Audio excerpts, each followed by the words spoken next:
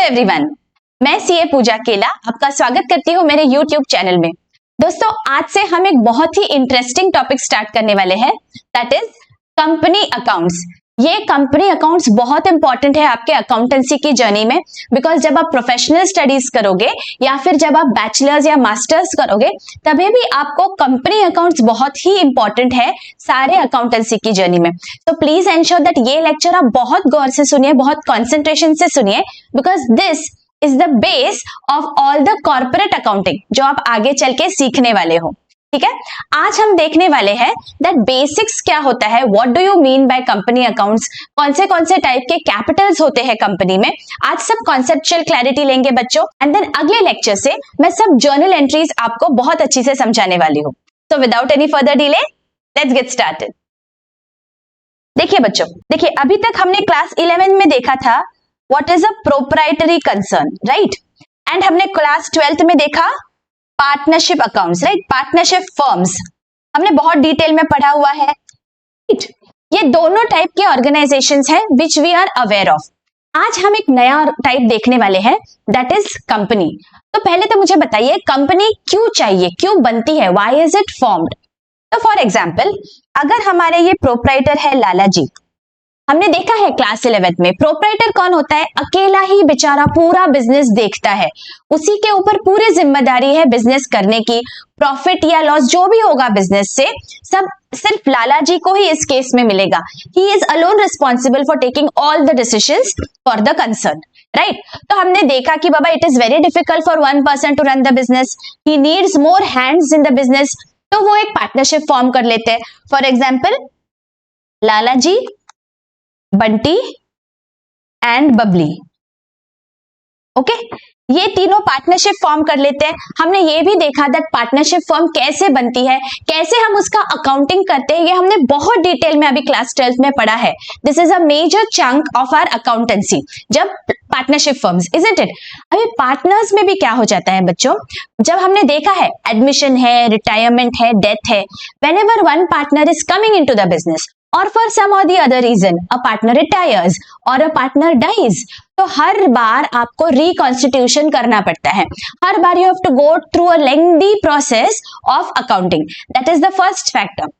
Secondly, even though they are 2 or 3 people, लेकिन अगर लाला जी को एक बहुत बड़ी स्केल पे बिजनेस रन करना है, देन व्हाट विल हैपन, जो तीनों मिला के ला सकते हैं that capital will B insufficient, उन्हें तो और भी कैपिटल की जरूरत है, उन्हें और रिसोर्सेस की जरूरत है, शायद उन्हें ज्योग्राफिकली एक्सपैंड करना है उनका बिजनेस। सिर्फ 3 पार्टनर्स मिलके बहुत सारा काम नहीं कर सकते, उन्हें अभी चाहिए दैट उन्हें और भी पैसा मिले, बट तीनों के पास तो इतना पैसा नहीं है।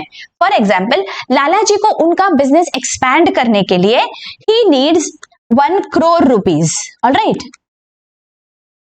अभी तीनों मिला के तो इतना पैसा नहीं इकट्ठा हो रहा है, तो क्या करेंगे लाला जी, लाला जी बस बैठे रहेंगे और सोचेंगे दैट जब 1 crore rupees आएंगे हमारे पास तब हम हमारा बिजनेस एक्सपैंड करेंगे, नहीं। What will a businessman do? A businessman will think of how he can raise money from the public because he wants to expand business. उनके पास उतना expertise है, he just wants enough capital and maybe he wants many other resources as well. और क्या होता है, हमने देखा है जब पार्टनरशिप फर्म है तो इनकी लाइबिलिटी क्या हो जाती है, they are jointly and severally liable for each other, isn't it? तो लाला जी wants to get out of all this, उन्हें ऐसे चाहिए कि मैं मेरा बिजनेस बहुत अच्छी से रन कर सकता हूँ, but I don't want all the other things that are coming with the business, but I want to run my business on a large scale. तो लाला जी डिसाइड करते हैं कि मैं अभी एक कंपनी खोलूंगा, I will change my partnership firm into a company, और मैं एक नई कंपनी खोलूंगा।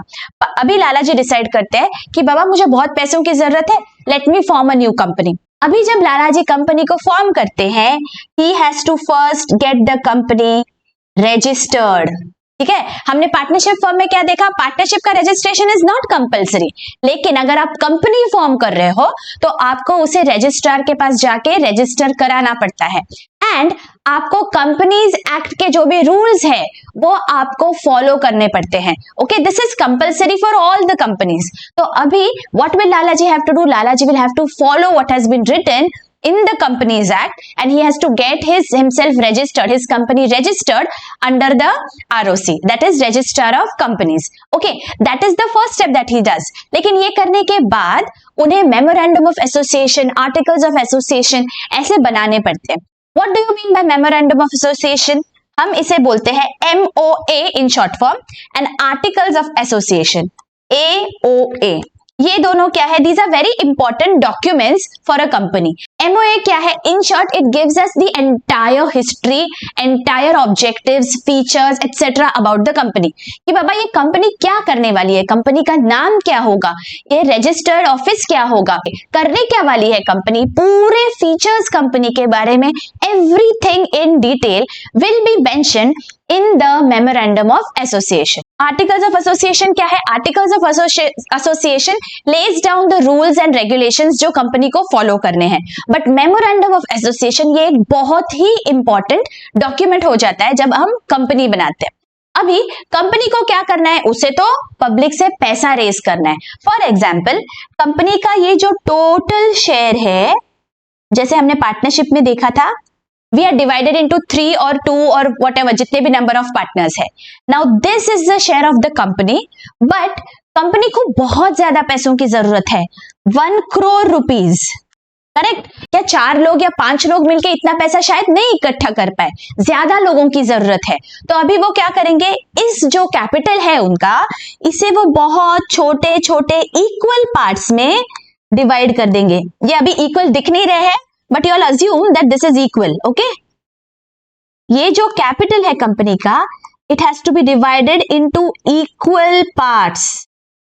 Okay, for example, लाला जी ने डिसाइड किया that उनके ये कंपनी के उन्होंने कैपिटल के 10 लाख इक्वल पार्ट्स कर दिए.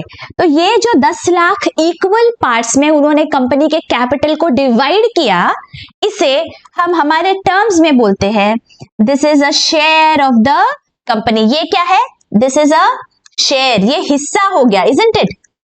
तो हम इसे हमारे अकाउंटिंग टर्मिनोलॉजी में बोलते हैं this is a share of that companies capital. और ये पूरे कैपिटल को हम क्या बोलेंगे? This is a share capital of the company. ये पूरा क्या हो गया? ये दिस इज शेयर कैपिटल, और ये जो एक है उसे हम बोलते हैं this is a share of the company. अभी उन्होंने 10 लाख शेयर्स इश्यू कर दिए. उन्हें क्या करना है? 10 लाख शेयर्स मार्केट में देना है ताकि लोग उनके बदले में उन्हें पैसा दे. अभी लोग पैसा क्यों देंगे?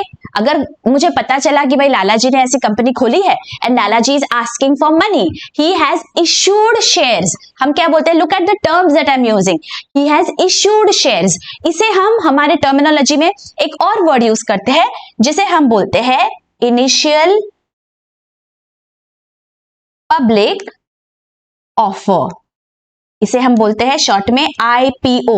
आपने आपके पेरेंट्स को बहुत बार बोलते हुए सुना होगा. अगर किसी के पेरेंट्स शेयर मार्केट में काम करते हैं या फिर किसी के ब्रोकर्स है, are there if they are related to the market, तो आप ये बहुत बार सुनते होंगे कि ये कंपनी का अभी IPO निकला है, या इस कंपनी में हम अभी इन्वेस्ट करने वाले हैं, इस कंपनी के शेयर्स हम खरीदने वाले हैं. Isn't it? You hear these terms around you.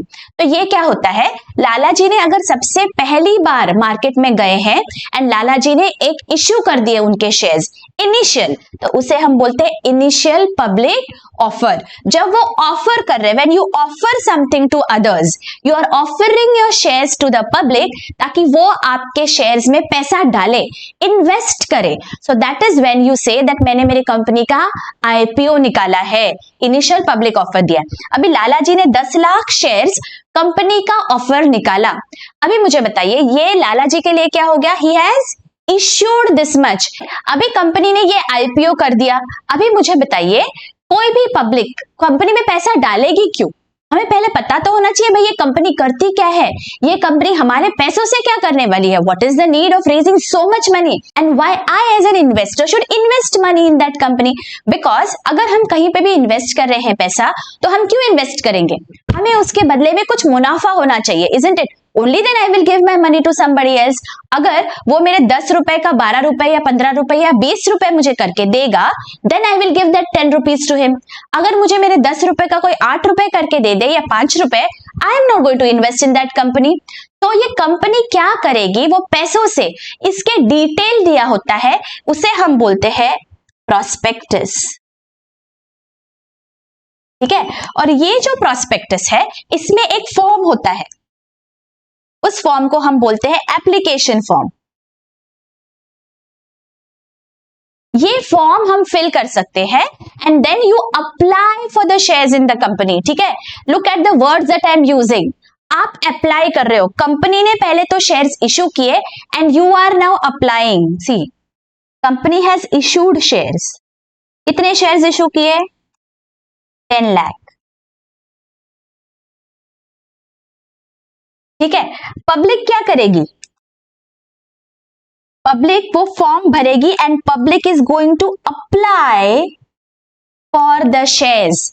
अभी मुझे बताइए, look at it from a manufacturing या trading concern point of view. मैं एक मैन्युफैक्चरिंग कंसर्न हूं, मैंने कुछ यूनिट्स बनाए हैं. For example, I have manufactured 1000 units of my product. जो भी मेरा कुछ भी XYZ प्रोडक्ट है, मैंने 1000 यूनिट्स बनाए. अभी मुझे बताइए, जरूरी तो नहीं है दैट पब्लिक पूरे के पूरे 1000 यूनिट्स मेरे तुरंत ही खरीद ले. It is possible that public शायद 500 ही खरीदे, 700 खरीदे, 800 खरीदे. I don't know how much. They can buy 1000 units also, और या फिर उससे कम भी जा सकते हैं. Isn't it? ये पूरे चांसेस है दैट उससे कम ही पब्लिक मेरा लेगी product. Isn't it? Similarly similar चीज अप्लाई करती है फॉर योर शेयर्स ऑल्सो. ये कंपनी ने इशू तो 10 लाख किया, बट पब्लिक को शायद कंपनी के इतना भरोसा नहीं है कि पूरे के पूरे 10 लाख शेयर्स के लिए पब्लिक ने भी अप्लाई किया. जैसे हम अप्लाई कर रहे हैं, एप्लीकेशन फॉर्म्स जा रहे हैं, तो सारे के सारे, not everybody is going to apply for 10 lakh shares. Isn't it? बहुत सारे लोग मिलके 1000, 2000, 10,000 लाख लोग मिलके अप्लाई करते हैं and in totality total shares are 10 lakh. That is 1 crore rupees के शेयर्स है टोटलिटी में. कंपनी कभी भी बहुत ज्यादा पैसा रेस करती है. फॉर योर अंडरस्टैंडिंग, मैंने 1 करोड़ रुपीज यहाँ पे लिया है, but it is much more then that most of the times. Company hundreds of crore में पैसा इशू करती है पब्लिक से. तो जरूरी नहीं है कि पूरा जो भी इशू किया है कंपनी ने वो पूरा की पूरा अप्लाई हो जाए. अगर कंपनी नहीं है, अगर लोगों को पता नहीं है कि एक्चुअली ये पैसों से क्या होने वाला है, लोगों को विश्वास नहीं हो रहा है दैट अच्छा ये जो वो इन्वेस्ट करेगी हमारा पैसा, उससे हमें इतना मुनाफा होगा या नहीं, दे आर नॉट श्योर. तो there is a high probability that जो ये पूरे 10 लाख है शेयर्स, वो पूरे के पूरे पब्लिक डिमांड नहीं करे, पूरे के पूरे शेयर्स के लिए पब्लिक अप्लाई नहीं करे. देखो, हमने अभी देखा कि हमारा जो शेयर है वो 10 रुपए का है, राइट? लेकिन कंपनी पूरा के पूरा 10 रुपए अभी एप्लीकेशन के वक्त नहीं लेती है पब्लिक से. कंपनी क्या करती है, ये जो 10 रुपीज है इसे डिवाइड कर देती है इन बिट्स एंड पीसेस. कैसे? फॉर एग्जाम्पल, कंपनी डिसाइड करती है कि बाबा application money I will take only 2 rupees per share. Okay, then when I allot the share, मतलब ये देखिए पब्लिक ने अप्लाई किया, then company goes through the procedure application के एंड देन कंपनी अलॉट करती है, मतलब आपका शेयर हो गया. ऐसे जब पब्लिक को बोलती है उसे हम बोलते हैं शेयर्स हैव बीन अलॉटेड. ठीक है, अलॉटमेंट मतलब वो शेयर अभी हमारा हो गया, पब्लिक का वो शेयर हो गया. ठीक है, अलॉटमेंट में फॉर एग्जाम्पल 4 रुपीज मांगे हैं. उसके बाद कंपनी ने डिसाइड किया कि अगले 2 रुपीज मैं फर्स्ट कॉल पे मांगूंगी and second and final call I will get 2 rupees. ठीक है, जब ऐसे हिस्सों में कंपनी डिवाइड करती है, जनरली कंपनी क्या करती है, जब लेती है पैसा एप्लीकेशन के लिए तो एक छोटा सा हिस्सा लेती है. ठीक है, it is just 2 rupees out of 10 in this scenario. And then allot जब करेगी तब और पैसा मांगेगी. इंस्टॉलमेंट्स में पैसा लेती है हमारे शेयर होल्डर्स से. जब अलॉट हो जाता है तो हम पब्लिक को बोलेंगे they become the share holders of the company. एक बार आपका शेयर हो गया, ये जो हिस्सा है ये अगर आपका हो जाता है, इसके लिए अगर आपको शेयर मिल गया, you have been allotted, then you become shareholder of the company. और शेयर होल्डर मतलब क्या, ये जो कैपिटल है इसका एक हिस्सा मेरा भी है. That means I become the owner of the company. Ownership कम हो जाएगी, ज्यादा होगी, बट ओनर तो है, isn't it? Whatever percentage that might be 0.1%, 1%, 5%, 10% या whatever percent, right? लेकिन कुछ हिस्सा, कुछ ओनरशिप शेयर होल्डर्स के पास आ जाती है, they become the owners of the company. Getting it? अभी देखिए, ये जब अप्लाई हुआ तो 2 रुपीज अप्लाई किया लोगों ने, कंपनी अभी अलग अलग टाइम पे ये पैसा मांगेगी.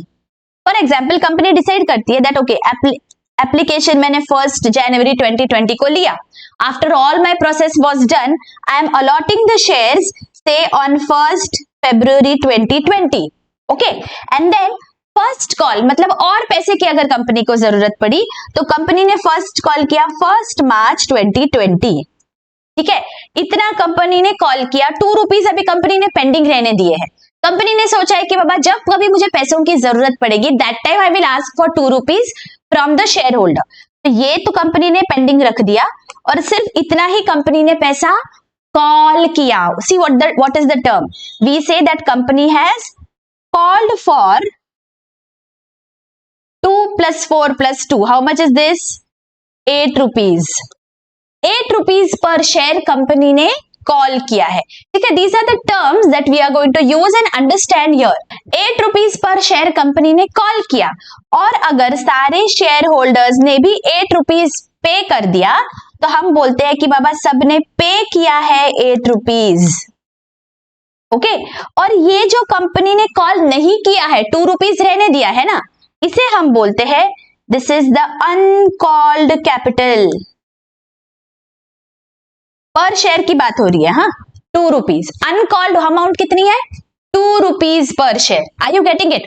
पूरी शेयर की वैल्यू मेरी 10 रुपीज है, लेकिन कंपनी एक साथ नहीं लेती है वो पैसा. कंपनी जनरली इंस्टॉलमेंट में पैसा लेती है. देखो, शेयर होल्डर्स के लिए भी अच्छा है कि उन्हें एक साथ 10 रुपए देने की जरूरत नहीं है. And from the companies point of view also, जब वो सिर्फ 2 रुपए मांगेगी तो उसे ज्यादा एप्लीकेशंस मिलेंगे, isn't it? There is a high chance of more people applying for the shares in the company. और जैसे जैसे जरूरत पड़ेगी वैसे वैसे company is going to call for more money from the shareholders, right? तो company ने पहले 2 रुपए लिए, फिर 4 लिए, फिर 2 लिए. फॉर एग्जाम्पल कंपनी ने इतने ही पैसे अभी तक मांगे हैं, और बीच में हमारा 31 मार्च आ जाता है. तो एज ऑन 31 मार्च मैं क्या बोलूंगी? 2 + 4 + 2 that is 8 rupees the company has called पर शेयर. और सारे जितने शेयर होल्डर्स थे उन्होंने अगर 8 रुपीज दे दिए तो हम बोलेंगे 8 rupees has been paid up per share. And जो बचा है 2 रुपीज, इसे हम बोलते हैं this is the uncalled capital per share. Getting it? तो लेट अस सी कि कौन से टाइप ऑफ कैपिटल्स होते हैं और हम क्या वर्ड्स यूज करते हैं इसके लिए. ऑलराइट, अभी जैसे हमने देखा that 10 lakh shares have been issued, है ना? लाला जी ने 10 लाख रुपए के 10 लाख शेयर्स मार्केट में इशू कर दिए, तो उसे हम अकाउंटिंग टर्मिनोलॉजी में क्या बोलते हैं? उसे हम बोलते हैं this is the issued capital. हम इसे बोलेंगे इशूड कैपिटल. इशूड कैपिटल कितना है इस केस में? 10 लाख शेयर्स ऑफ 10 ईच, मतलब 1 crore रुपीज. इतना शेयर्स इश्यू कर दिया लाला जी ने, इतना पब्लिक को डिमांड किया पैसा, इतना पब्लिक के लिए बेचने में निकाला, उसे हम बोलते हैं इशूड. फॉर एग्जाम्पल पब्लिक ने पूरे के पूरे 10 लाख शेयर्स के लिए अप्लाई भी कर दिया. लाला जी का बहुत नाम है, लाला जी के बिजनेस को कंपनी बहुत अच्छा रिस्पॉन्स मिला है, तो पब्लिक ने पूरे के पूरे 10 लाख रुपीज के लिए अप्लाई कर दिया. तो इसे हम हमारे टर्मिनोलॉजी में बोलेंगे this is the subscribed capital. Look at the words that I'm using.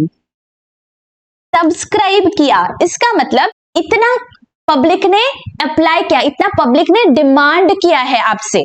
अगर आपने 10 लाख शेयर इश्यू कर दिए, पब्लिक ने भी कहा कि चलो हमें 10 लाख शेयर्स दे दो, we are ready to invest money in your business. तो ऐसे सिनेरियो में आपका इशूड एंड आपका subscribed capital is one and the same, correct? लेकिन अगर ऐसा हो जाता है दैट लाला जी की कंपनी का इतना खास नाम है नहीं, लोगों को समझ नहीं आ रहा है दैट ये कंपनी एग्जैक्टली क्या करने वाली है, या बहुत नई कंपनी है, या लोगों को उसके प्रोस्पेक्ट्स, प्रॉफिट प्रोस्पेक्ट्स इतने अच्छे नहीं लग रहे हैं, तो there is a high possibility that पूरे 10 लाख जो शेयर्स है वो पब्लिक अप्लाई नहीं करे, पब्लिक 10 लाख से कम शेयर्स भी अप्लाई कर सकती है, राइट? अगर इस सिनेरियो में पब्लिक ने सिर्फ 8 लाख शेयर्स के लिए अप्लाई किया तो 8 lakh into 10 that is 80 lakhs. इस सिनेरियो में हमारा subscribed capital will B 80 lakhs and not 10 lakhs. जितना पब्लिक डिमांड करेगी हमसे उसे हम बोलते हैं subscribed capital. Getting it?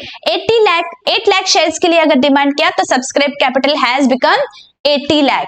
Issued capital कितना भी होने दो हमारा, अगर हमारे डिमांड ही नहीं है तो हम क्या करेंगे? डिमांड 80 की है तो बस 80 lakhs हो जाएगा. गेटिंग इट? Now out of this subscribed capital, जैसे मैंने आपको यहाँ पे बताया कि the company is going to divide the shares, जो इंस्टॉलमेंट्स में लेने वाली है पैसा हमसे, राइट?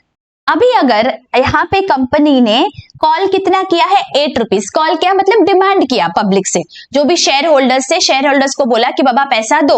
अलग अलग टाइम इंटरवल्स पे हमें इंटीमेशन मिलता है कंपनी से कि now you have to pay us the money, now you have to pay us the money. For example 31 मार्च से पहले कंपनी ने 8 रुपीज कॉल किया पर शेयर.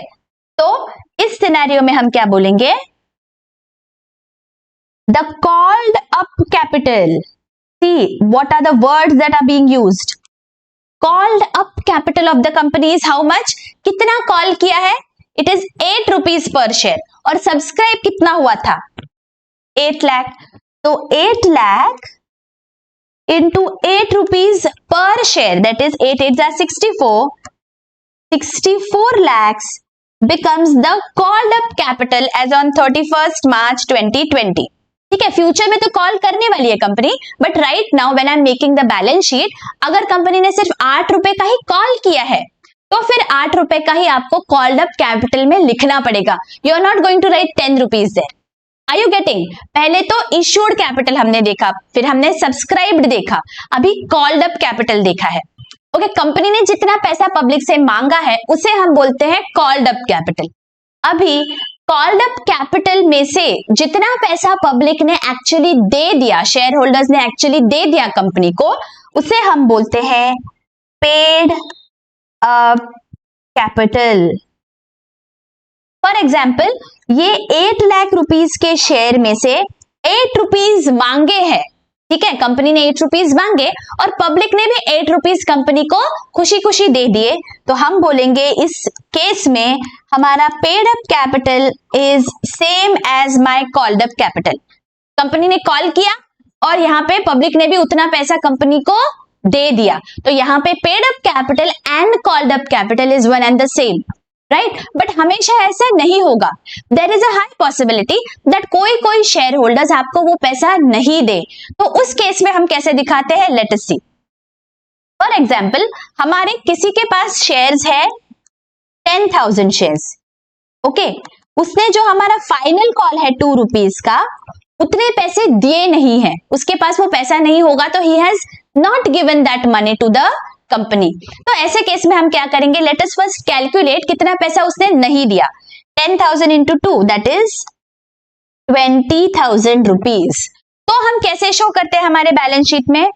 हमारे बैलेंस शीट में हम यहाँ पे दिखाएंगे 8 lakh shares of rupees 8 each, that is 64 lakh. ये टोटल होना चाहिए था हमारे पास पैसा, लेकिन कुछ शेयर होल्डर्स ने पैसा नहीं दिया, उसे हम बोलते हैं calls in arrears.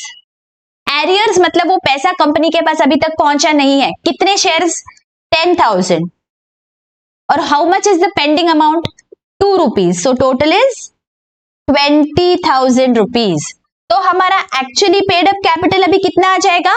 64 lakh minus 20,000 that is 63 lakh 80,000. समझ में आ रही है बात कि हम कैसे हमारे कैपिटल्स को बैलेंस शीट में दिखाते हैं? ओके, और एक इंपॉर्टेंट बात, जब लाला जी ने ये कंपनी को रजिस्टर किया था, जब लाला जी ने कंपनी बनाई थी, that time he has to mention that actually हमें टोटल लाइफ टाइम में कितना कैपिटल रेज करने की इजाजत है, कितना कैपिटल हम रेज कर सकते हैं हमारी कंपनी, वो रजिस्टर करती है and then that amount becomes the registered capital of the company, जिसे हम बोलते हैं ऑथराइज्ड कैपिटल. फॉर एग्जाम्पल हमारे इस केस में लाला जी ने जब कंपनी को रजिस्टर किया था, that time he would have mention that पूरे लाइफ टाइम में इस कंपनी को 10 करोड़ रुपीस की जरूरत पड़ेगी। So let the authorised capital be 10 crore. मतलब जब चाहूं मैं 10 करोड़ तक कितना भी कैपिटल मैं पब्लिक को इश्यू कर सकता हूं।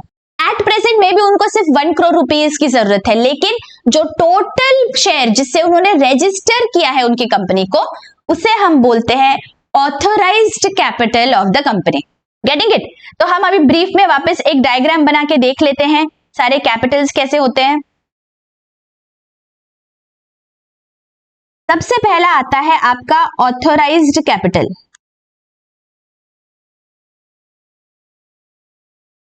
ऑथराइज्ड कैपिटल, ये कैपिटल क्या है? जिससे कंपनी रजिस्टर हुई है, पूरे लाइफ टाइम में कितना पैसा कंपनी रेज कर सकती है, उसे हम बोलते हैं ऑथराइज्ड कैपिटल। ये कैपिटल है ना, वो जनरली चेंज नहीं होता है बाद में। तो अगर आपको चेंज करना है तो you need to go through lot of process. तो इसीलिए जब कंपनी फॉर्म होती है, it takes a big number as the authorised capital. पता नहीं फ्यूचर में कितना पैसा लग सकता है। So that is the amount जो हम ऑथराइज्ड कैपिटल बैलेंस शीट में दिखाते हैं। जैसे इस केस में लाला जी ने 10 करोड़ रुपीस ऑथराइज्ड कैपिटल दिखाया, ठीक है। अभी ये ऑथराइज्ड कैपिटल में से कुछ हिस्सा शेयर्स इश्यू होंगे पब्लिक को, उसे हम बोलते हैं इशूड कैपिटल। ये issued capital will generally be less than your authorised capital, ठीक है। ऑथराइज्ड कैपिटल का छोटा हिस्सा इज इशूड कैपिटल, जो अभी पब्लिक को इश्यू हुआ है। हमारे केस में क्या था? ये 1 करोड़ रुपीस, करेक्ट। अभी ये जो इशूड कैपिटल है वो हमने पब्लिक को दिया, लेकिन पब्लिक से जो डिमांड आती है उसे हम बोलते हैं सब्सक्राइब्ड कैपिटल, करेक्ट। हमने देखा है व्हाट इज सब्सक्राइब्ड कैपिटल। जो पब्लिक ने कंपनी पे विश्वास रख के जितना डिमांड किया है शेयर्स का, उसे हम बोलते हैं सब्सक्राइब्ड कैपिटल। हमारे केस में subscribed capital was how much? 80 lakh, right. और जो सब्सक्राइब नहीं हुआ है उसे हम क्या बोलेंगे? जो सब्सक्राइब नहीं हुआ, that is my unsubscribed capital. Unsubscribed capital. Total capital is 1 crore rupees, subscribe हुआ 80 लाख, तो अनसब्सक्राइब मतलब जिसके लिए डिमांड नहीं है, that is how much? 1 crore minus 80, that is 20 lakh.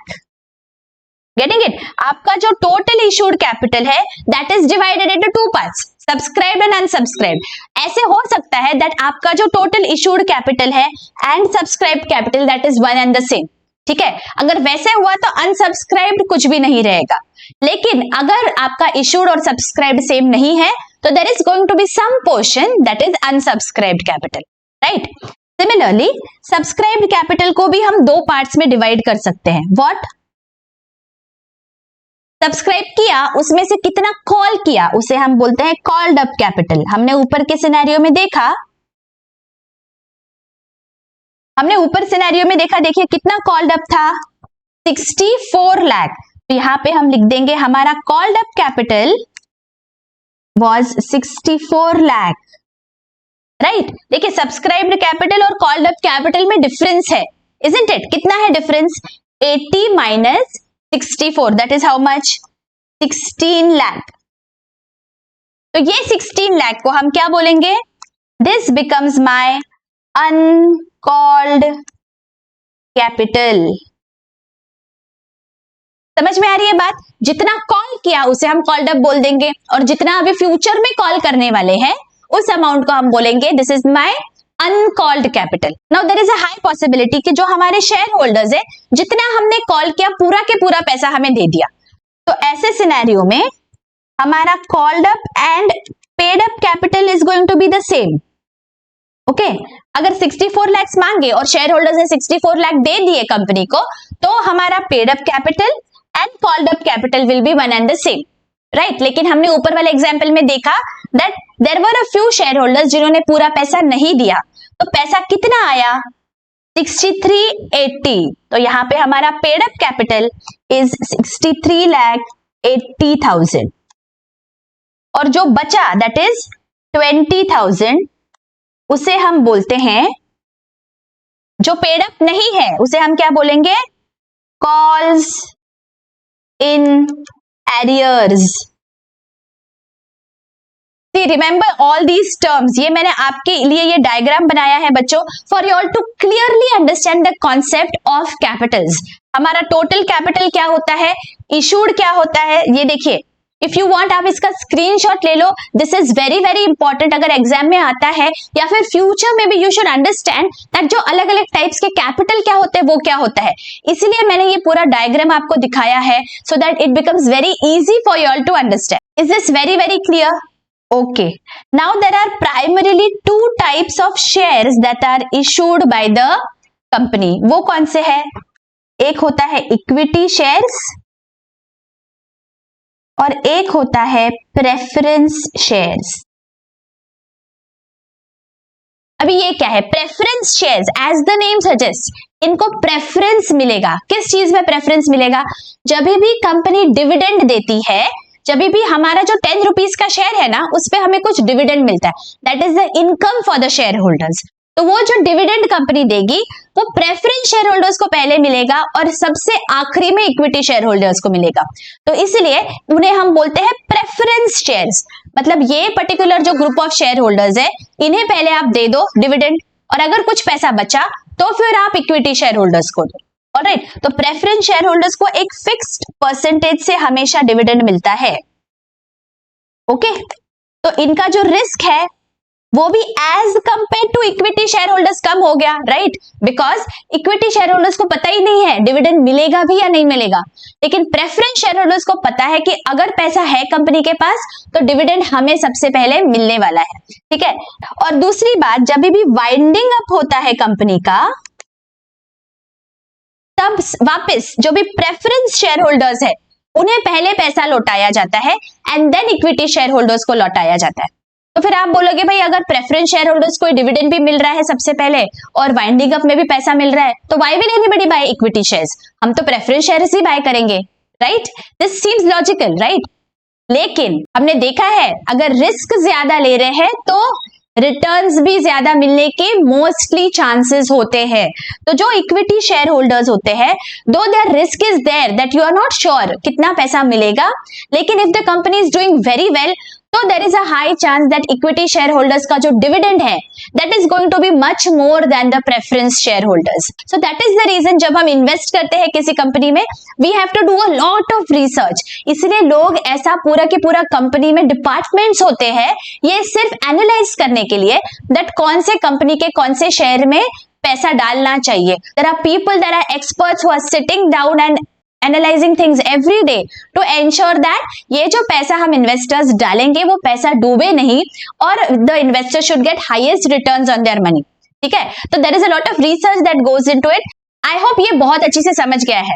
अब हम क्या करेंगे, आपके टेक्स्ट बुक में से हम एक प्रॉब्लम लेने वाले हैं जहां पे हमें ये जो सब डिफरेंट टाइप्स ऑफ कैपिटल है ये बैलेंस शीट में हमें कैसे दिखाना है वो हम बहुत ही अच्छी से देखने वाले हैं. तो let us move to the problem now. देखिए, let's read this. A company was formed with an authorized capital of 10 lakh divided into 10,000 equity shares of 100 each. It issued to the public 7,500 equity shares. देखिए, पूरा 10,000 shares नहीं issue किया है, authorise 10,000 था लेकिन issue 7,500 किया. Payable as 30 on application, 30 on allotment and balance on final call. Total कितना है? 100 रुपीज का शेयर है, उसमें से 30 एप्लीकेशन के लिए है, अलॉटमेंट के वक्त कितना है? 30 रुपीज. बैलेंस कितना बचता है? 100 minus 30 that is 40 rupees. This is first and final call, एक ही कॉल किया हुआ है. ठीक है, applications were received for 6,000 equity shares. देखिए, टोटल 10,000 शेयर्स है, उसमें से सिर्फ 7,500 पब्लिक को इशू किए. पब्लिक ने उसमें से सिर्फ 6,000 के लिए ही अप्लाई किया है. The amount of allotment was duly received except one share holder holding 500 equity shares did not pay the allotment money. The company did not make the final call. Company ने अभी तक फाइनल कॉल किया ही नहीं है. अगर final call नहीं किया तो कॉल्ड अप कैपिटल कितना हो गया? 30 plus 30 that is 60 rupees per share is the called up capital. Okay, show the company's balance sheet. ठीक है, तो अभी पहले हमें ऐसे बैलेंस शीट का फॉर्मेट बनाना है and then we are going to see how we have to show different types of capitals. Okay, अभी सबसे पहले देखो क्या है, ऑथराइज्ड कैपिटल कितना है. Let us right here authorised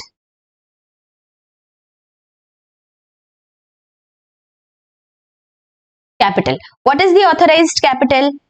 10 lakh shares divided into 10,000 equity shares of 100 each. तो हम यहाँ पे कैसे लिखते हैं देखो, 10,000 shares of rupees 100 each. So this gives us 10 lakh rupees. And यहाँ पे हम ऐसे दो लाइंस बना देंगे. ये लाइंस इसीलिए बनाना है दैट जब हम टोटल लेंगे लाइबिलिटीज साइड की, we don't have to consider authorised capital. Okay, because हम बहुत सारे कैपिटल्स यहाँ पे लाइन से लिखने वाले हैं, तो we can't take everything into consideration, right. इसलिए हमें ऐसे लाइंस बनाने पड़ते हैं. नेक्स्ट क्या हो जाएगा, नेक्स्ट ऑथराइज के बाद जितना कंपनी ने पब्लिक को इशू किया है वो हम लिखेंगे. कितना इशू किया है यहाँ पे, how many shares, 7,500 equity shares ये इशू किए हैं, तो यहां पे हम लिख देंगे 7,500 shares of ₹100 each. This is 7,50,000. तो देखिए आपका टोटल इशूड कैपिटल इज 7,50,000. अभी उसमें से कितना हो गया apply, let's see. Applications were received for 6,000 shares. तो यहाँ पे जो एप्लीकेशन रिसीव्ड है that means this is my subscribed capital. So let me write down subscribed capital. Please don't get confused in the terminologies that are being used. ठीक है, 6,000 shares of ₹100 each कितना आ जाता है, 6 lakh becomes my subscribed capital. इतना company के shares के लिए apply कर दिया है पब्लिक ने. अभी इसमें से कंपनी ने कितना कॉल किया, देखिए कंपनी ने कितना 30 and 30 has been called. Final call नहीं किया है, तो total 60 rupees per share company has called. और टोटल शेयर्स कितने हैं, 6,000 शेयर्स के सब्सक्रिप्शन है, तो मेरा कॉल्ड अप कैपिटल कितना आ जाएगा,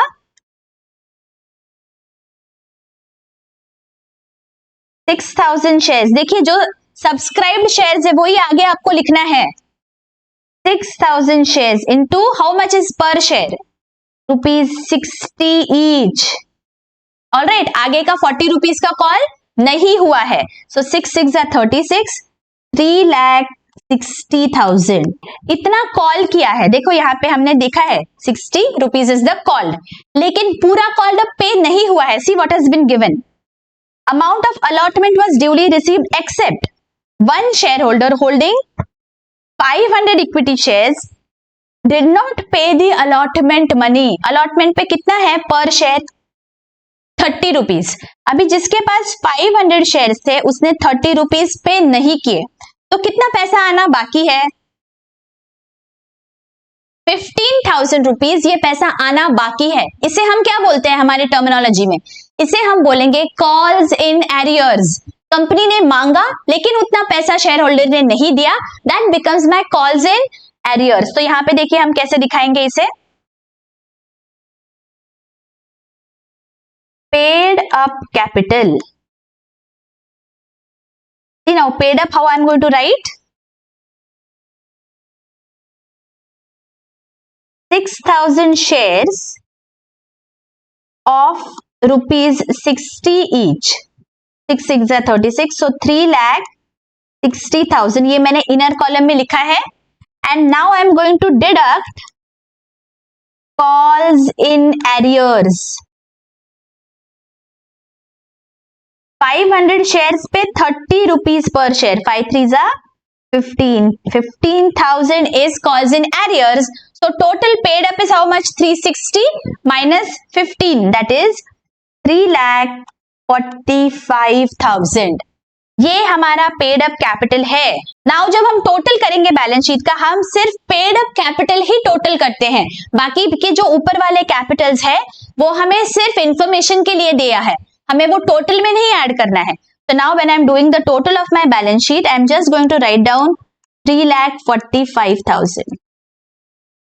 यहाँ पे 3,45,000 बैंक में पैसा है, ठीक है। यहाँ पे I am going to write bank 3,45,000। Get it? समझ में आ रहा है कैसे हमें ये बनाना है? देखिए इस तरह से आपकी बैलेंस शीट दिखेगी, authorised, issued, subscribed, called up and paid up capital. I hope ये बहुत अच्छी से समझ गया है बच्चों। अगर आपको बहुत अच्छी से समझ गया है तो ये जो होमवर्क सम है ये अभी आपको सॉल्व करना है। देखिए this is a very very important topic. I want my students to have a complete understanding. ये आपका बेस है कॉर्पोरेट अकाउंटिंग का। सो प्लीज एंश्योर दैट ये आप होमवर्क प्रॉब्लम सॉल्व करिए और इसे hardly you will take 2 to 4 minutes to solve. और आंसर जो है इसका पेड अप कैपिटल सिर्फ आपको निकालना है। इस केस में जो भी आंसर है आप मुझे कमेंट करके बताएंगे बच्चों। So when I read your comments, I also get satisfaction that my students are understanding the concept very well. So please ensure that you all solve this problem and mention your answers in the comment section below. आपके comments का मुझे इंतजार रहेगा। And do let me know how are you finding the lectures. और अगर बहुत अच्छी से समझ गया है please hit the like button, आपके फ्रेंड्स और फैमिली में जरूर शेयर करिए। Let everybody take the advantage of these lectures. मैं पूरा पोर्शन कंप्लीट करने वाली हूँ बच्चों आपका। So please stay tuned. अगर आपने अभी तक पहले वाले चैप्टर्स नहीं देखे हैं, I have made chapter wise playlist. Please visit the channel, check all the playlist. आपके सारे डाउट सॉल्व हो जाएंगे। Go through all my lectures. आपका इस साल का गोल है अकाउंटेंसी में to get more than 90% marks. और मेरी गारंटी है if you all go through all my lectures 90% marks आपको आसानी से मिल जाने वाले हैं। तो please ensure that you stay tuned. बहुत अच्छी से पढ़ाई करेंगे एंड इस साल बहुत अच्छे नंबर से हम पास होने वाले हैं। मिलती हूँ आपको अगले लेक्चर में। Till then take care, bye bye.